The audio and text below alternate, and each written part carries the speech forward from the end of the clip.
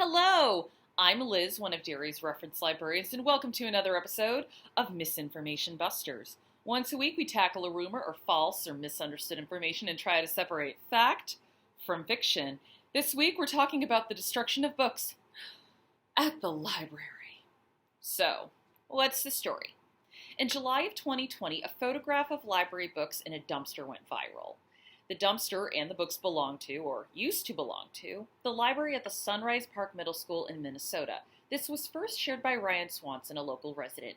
He posted it to a local group mainly to tell people that the books were available if anyone wanted to give them a home. And then the photograph went really viral, specifically thanks to a Facebook post by Frida Ballard. The post wasn't just angry about the books. In fact, Frida went as far as to accuse the school of erasing history, as many of the books were history or geography books. Even a book on the Constitution was found in the dumpster. This prompted an outcry on social media, with some asking why these books weren't donated, others comparing this to book burnings and the Cultural Revolution, and making claims that history doesn't change. Of course, that's why there's only one edition of the encyclopedia and it's never had an update. So, what are the facts? Well, the photo itself is real. Those were library books, just saying they're in a recycle bin, not a dumpster, and they were removed from the library. But not for a nefarious purpose. They were removed for weeding, which is the removal of library books from a collection. Christina Pierre, the school's principal, commented on the situation, saying that the books were weeded because they were old and outdated, some as old as the 80s. They were weeding the 800s and the 900s, which, in the Dewey Decimal System, contain literature and history, which explains the amount of those books in the recycling bin. Some of those old geography books, they still referred to Russia as the USSR. One book was about Charles and Diana as a married couple. Certainly not good if someone's writing a paper on current events. Basically, if they were outdated or hadn't been checked out in several years, they were weeded out. And they even tried to donate some of these books, and as many as they could even, but some were so old donation centers would not take them. So the rest were recycled, hence why they were in the bin. And this isn't the first time this has happened. Every now and then someone sees a library getting rid of discarded books and sees them in a dumpster in a recycling bin, and people just have a fit about it. How dare you destroy books? How dare a library get rid of books? And I get it. It looks bad, and frankly, I'm glad that we have such respect for books. But I think a lot of the anger comes from just misunderstanding, both of what weeding is and what public libraries are meant to be. And speaking as a librarian, this is an issue near and dear to my heart. A majority of public and school libraries are not repositories. They're places for free and open access to information, but again, not repositories. A book in a library is not a fixed point, meaning that just because a library book is added does not mean that it will always be in the collection. And if I could borrow a phrase from the website Off of Library Books, hoarding is not collection development. Also, I highly recommend visiting that site to see the types of books that have been discarded by librarians. It's a good look into why we weed. Most libraries practice weeding as a way to maintain the best collection we can. It's a vital part of collection development. In fact, here at the DPL, we call it curating the collection rather than weeding. And it's continuous and careful. We don't just pick one day every 10 years and say, that's it, all the old books go in the dumpster. As much thought goes into our potential discards as our potential purchases. We review each section and look at relevance, last checkout date, if we have newer books on the subject, and the value it adds as a resource. Some books are old and haven't been checked out in a while, but we keep them due to said value. And there are a multitude of reasons why a book is discarded. Sometimes it's just wear and tear. We weed out the old copy and, depending on the book, replace it with a new one. We do this a lot with classics. Sometimes the information it contains is just outdated. Again, geography books with the USSR are not cutting edge. Sometimes the book is checked out a lot initially, but after a while it just sits on the shelf. And this happens a lot with high-profile books. There's about a year where they're constantly circulating and then nothing. The time may come when they are weeded. We also consistently get newer books on the subject. Let's look at the Constitution, as many were upset that the school discarded a book on that.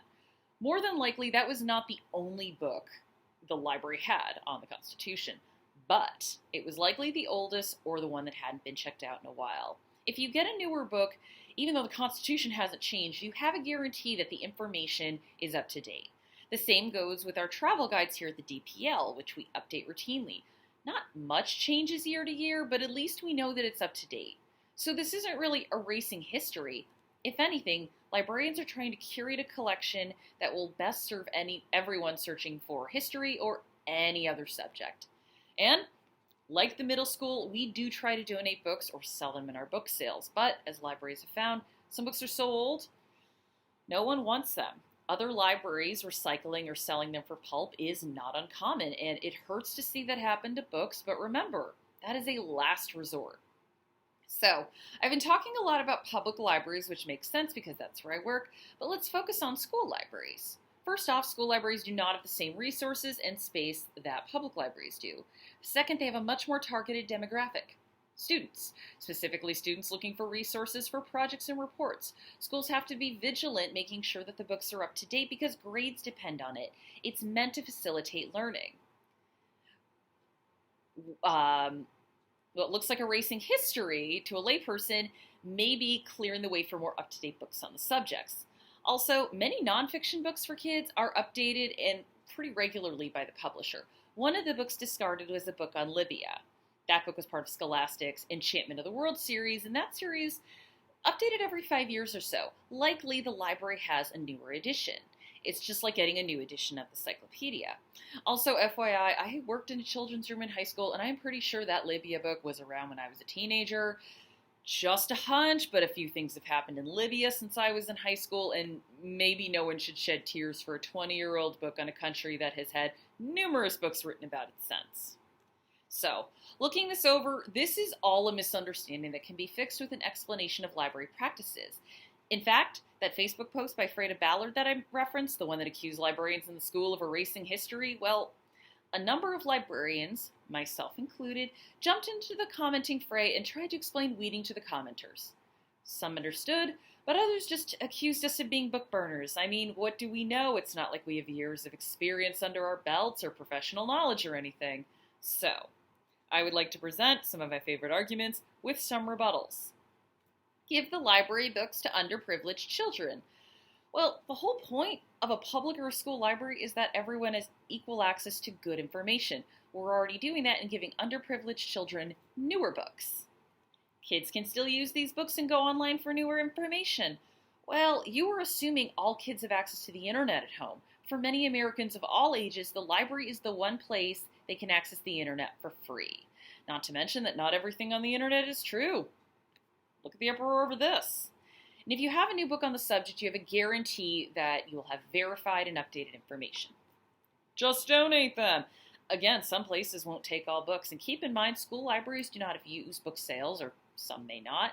Also, having worked in the children's room, I can attest that some books are read to death, and the recycling bin, let's just say that might be a kind way to end the book's suffering. What, libraries don't have books anymore? See, this is how you can tell who has and has not been to a library in a while. We still have books. We constantly update our collections. We didn't buy all of our books in 1985 and stop there. My library never did this. And don't be so sure. Depending on when you went to the library, books were not published at the rate and volume they are now, but books were probably still discarded. Just, again, not at the rate they are in 2020. And finally, history doesn't change. Well, the fact that older books refer to the USSR as an active country, let alone the fact that archaeologists, researchers, and historians still publish books about past events, shows that that's not the case. I really don't think this is what Francis Fukuyama meant by the end of history. I apologize for the snark, but for a lot of librarians, it was frustrating to see not only our profession demonized, but to see people buy into a sinister narrative put forth by a layperson rather than listen to someone who's actually devoted their professional lives to libraries and collection development. I guess my point is, weeding isn't bad, and if you see a library in the news, ask a library worker. And most importantly, we do not weed to suppress information, we weed to make way for new information. Thank you for watching, and as always, look for sources in the comments. And if you want to do some research, you can use our EBSCO databases available through the library's website. And I'll see you next week.